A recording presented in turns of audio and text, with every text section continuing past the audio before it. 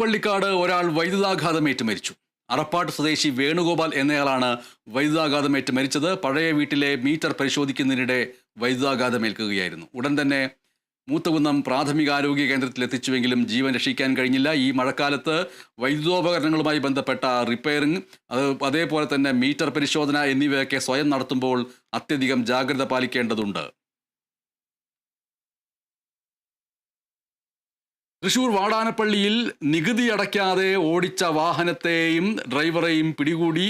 ATMിലേക്ക് പണം കൊണ്ടുപോകുന്ന വാഹനമാണ് പിടികൂടിയത്. ഉത്തർപ്രദേശ് രജിസ്ട്രേഷനിലുള്ള വാഹനം Thrissur RTO enforcement motor vehicle inspector PV ബിജുവിന്റെ നേതൃത്വത്തിലുള്ള സംഘമാണ് പിടികൂടിയത്.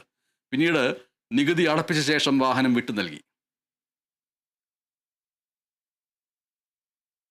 മുഖ്യമന്ത്രിയുടെ മകൾ T വീണ പ്രതി ചേർക്കപ്പെട്ട CMRL എക്സാലോജി കേസിലെ തുടർ നടപടി ഡൽഹി ഹൈക്കോടതി തടഞ്ഞു. വിചാരണ കോടതിയിലെ